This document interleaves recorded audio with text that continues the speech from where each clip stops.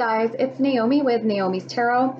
I am just going to do a little discussion right now about what the difference is between the North Node that is actualized and the North Node when somebody is still living in the South Node of that sign, and what it means when you have a South Node that you're living in, and what it means when you have a North Node that you're living in, and how those two correlate with each other and interact on your birth chart. And I'm going to explain a little bit more about the North Node so you guys understand. I'm going to relate this to Meghan Markle and Princess Diana. And the reason for that is because, though many people would be surprised, Princess Diana and Meghan Markle have the same North Node. Now, everybody knows their sun sign. That's when people say, oh, I'm a Virgo, I'm a Gemini, whatever. The North Node is not your personality. That is your purpose and mission in life. The South Node was your purpose and mission in your past life. So my North Node is Gemini, my South Node is Sagittarius. So what does that mean?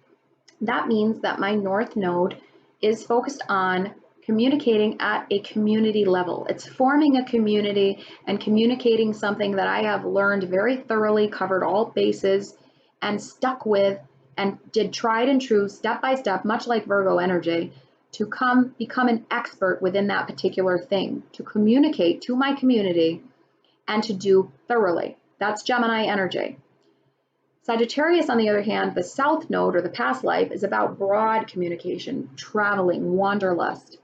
So when somebody who has a South Node of Sagittarius is living in negative energy, if they're living in the South Node when they're not supposed to, they could have a tendency to, and I could say from personal experience, I have a tendency sometimes to think that traveling will solve my problems. Meghan and Diana are very different people. They were very different people. Well, because Diana is no longer with us. However, they both have the same North Node. One person is more actualized in their North Node. One person was living more in their South Node. The South Node is the opposite sign of the sign that is in the North Node.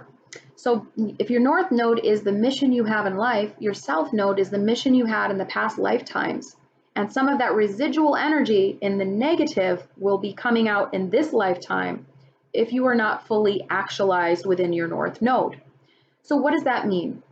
Both Diana and Meghan have a North Node in Leo, but a South Node in Aquarius. So that means that if they are living in the energy of Leo and embracing it, that actually is the purpose of the lifetime. If they are living in the energy of Aquarius, usually negative patterns will start to rise up, will start to show their faces, and that is not where they're supposed to be living. Now, does that mean that it's a life wasted or a life unfulfilled if they go into Aquarius energy? No. There were amazing things that came from Princess Diana's life because she was actually not fully actualized in the Leo North Node. Now, everybody's North Node is different. As I said earlier, my North Nodes are different. I happen to have a Gemini North Node with the Sagittarius South Node. In Princess Diana and Meghan's case, their North Node was both Leo. Meghan is actually living an actualized North Node of Leo. Diana was not. During Diana's lifetime, a lot of her struggles and difficulties were that she was living still those cycles of the South Node. The South Node in Aquarius, which is the opposite of Leo. Leo is the king and queen of the zodiac, the ruler, the most ego-centered sign. Aquarius is the most, in a way, egoless.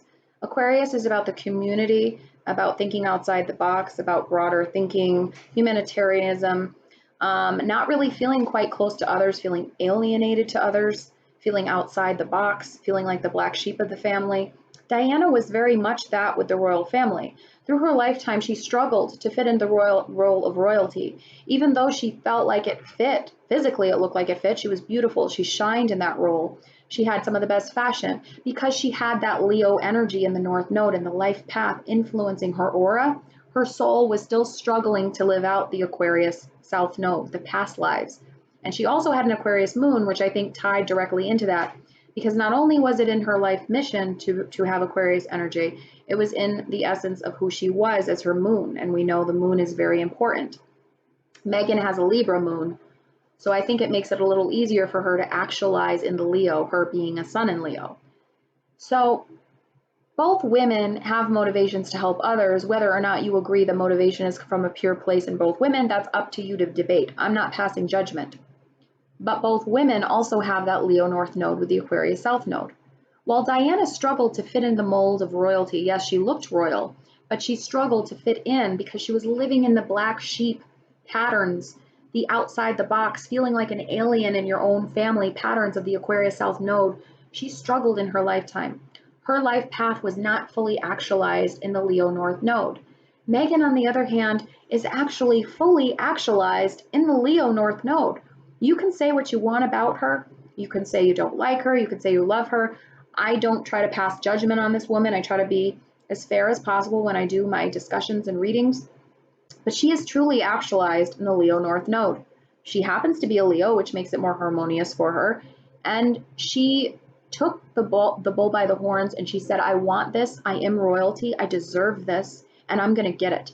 And look where she is now. Yes, she likes expensive things. Yes, she loves living luxuriously. Yes, she loves the finer things in life. Yes, she has a little bit of diva behavior allegedly with Harry.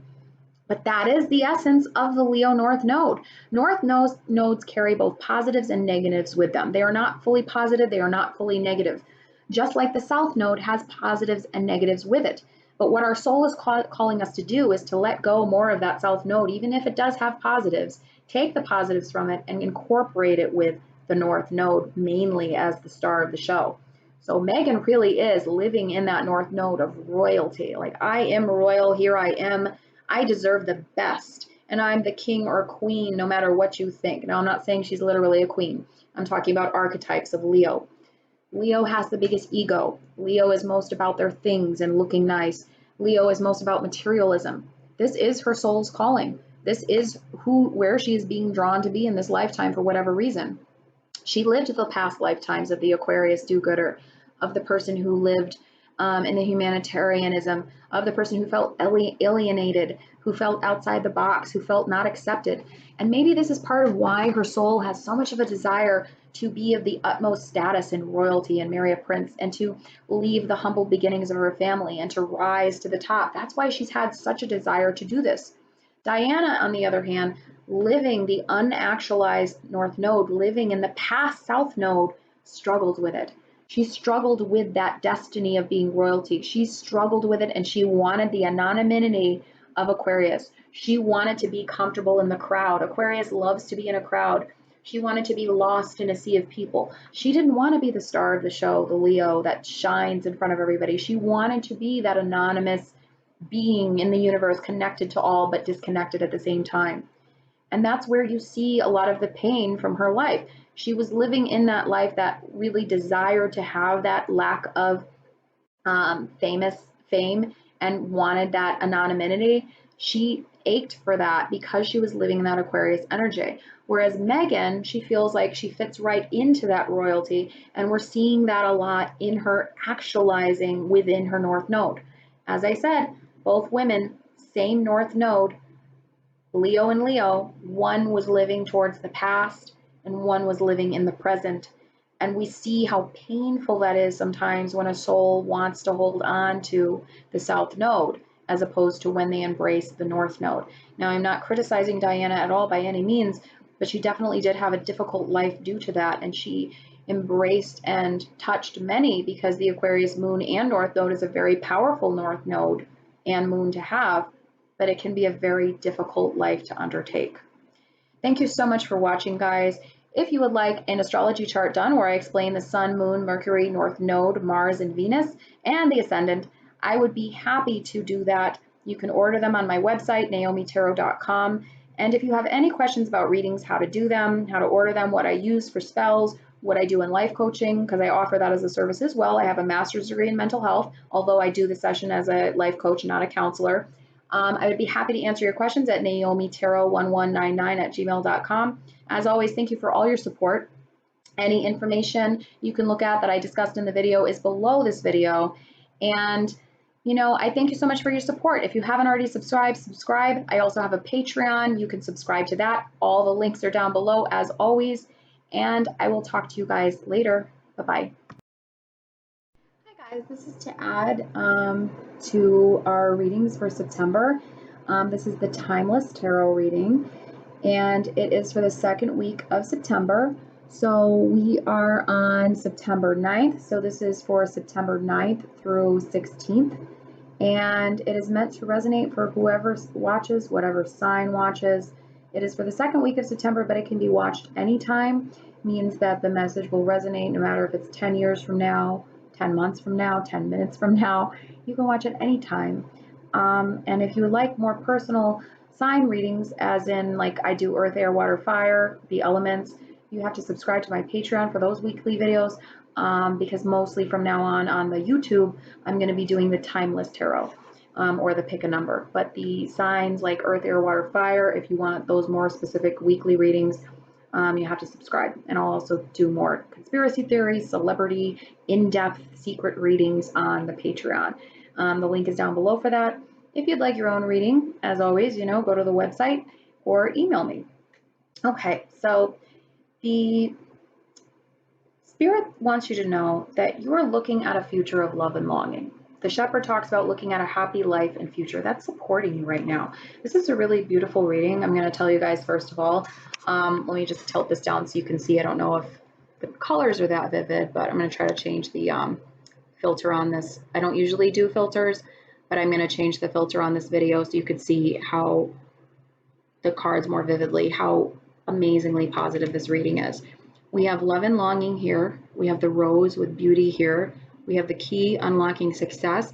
We have children with joy, secret, some secret that will reveal itself, probably a joyous secret because it's next to that.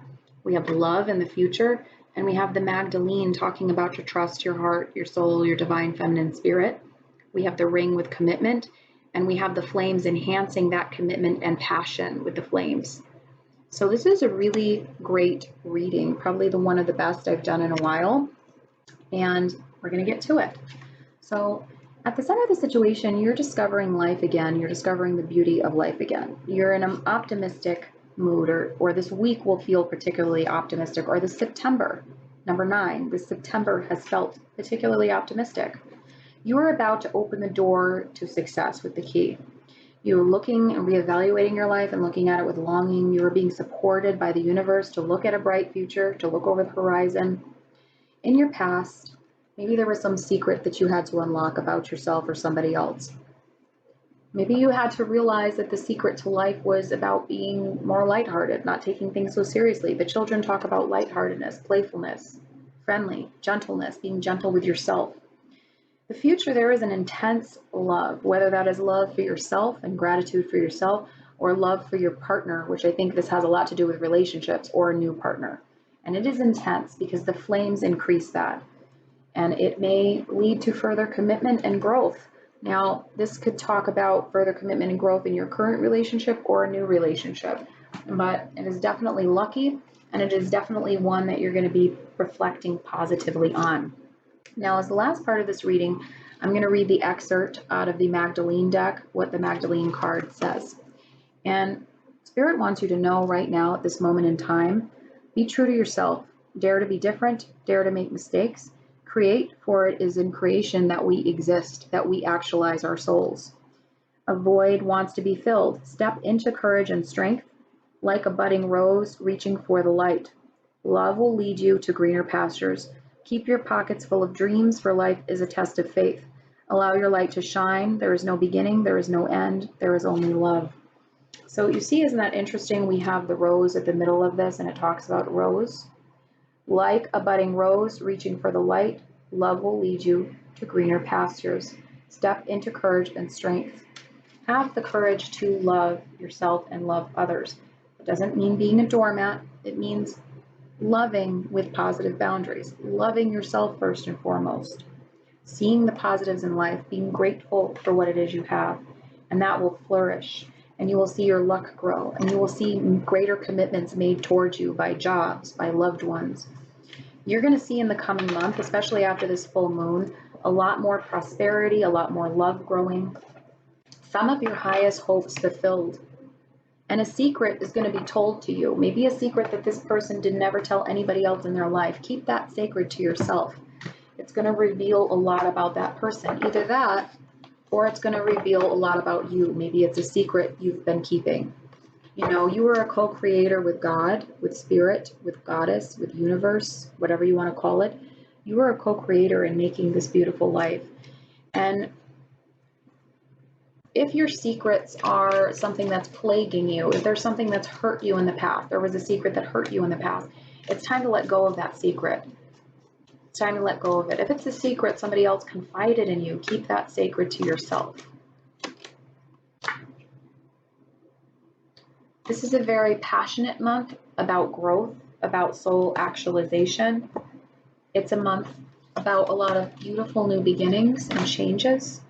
It's a month meant for lovers and love increase and opening the doors to new love and relieving these feelings of purgatory and looking at things through the eyes of a child again, through innocence. It's transforming. We are not all good or all bad. War and Peace talks about the differences in all of us. Notice the little coincidences throughout the month as you ascend to become greater, more greatly illuminated, possibly through a romantic relationship, sacred sexuality, or possibly through the relationship with yourself, with Gaia, with Mother Earth, with the divine feminine essence. But I see a lot of ascensions occurring. I see a lot of heightened awareness. I see a lot of deeper connections to love, to this heart center, to the essence within. And I see a lot of greater commitments to yourselves and commitments to others this month and this week. And whenever you watch this reading, it is timeless. Thank you so much again for watching. And as always, go to the website if you'd like a reading.